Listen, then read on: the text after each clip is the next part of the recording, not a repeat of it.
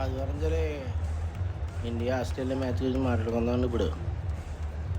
ఇది చాలా అంటే దుబాయ్ పిచ్లు ఎలా ఉంటాయని మనం ఎక్స్పెక్ట్ చేయలేమండి. ఇప్పుడు ప్రజెంట్ అయితే 2 పిచ్లు వాడుతున్నారనుకోండి.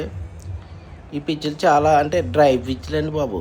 ఎందుకంటే బాల్ ఎలా మూవ్ అవుతుందో, అంటే కొట్టిన తర్వాత బాల్ ఎలా వెళ్తుందో బౌండరీ లైన్‌కి అని మనం చెప్పలేం. స్పిన్ ఎలా తిరుగుతుందో మనం చెప్పలేం. కానీ స్పిన్నర్లు ఉండాలి. స్పిన్ బాగా తిరుగుతుందని మనం అనుకోవచ్చు. ఎందుకంటే బ్యాటింగ్ ఎవరు చేస్తున్నారు, బౌలింగ్ ఎవరు చేస్తున్నారు అని కాదు. స్పిన్నర్లు ఎవరు బాగా బౌల్ చేస్తున్నారు, బౌలింగ్ ఎలా ఉంది అనేది మనం ఇంపార్టెంట్గా చూసుకోవాలండి.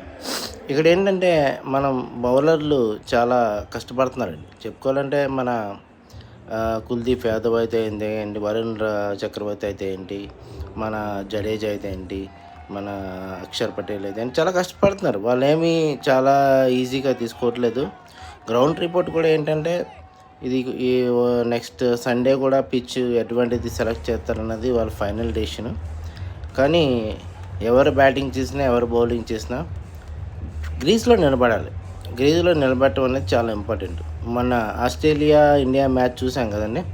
Grease is important. మొన్న న్యూజిలాండ్ ఇండియా మ్యాచ్లో ఎలా అయితే వాళ్ళు ఆల్అవుట్ అయ్యారో అలాగే ఆల్అవుట్ చేయగలిగే సామర్థ్యం మన ఇండియాకు ఉంటే మనమే ఇది ఛాంపియన్స్ ట్రోఫీలో విజయం సాధించి మనమే కప్ గెలవగలమని ఆశిస్తున్నాను.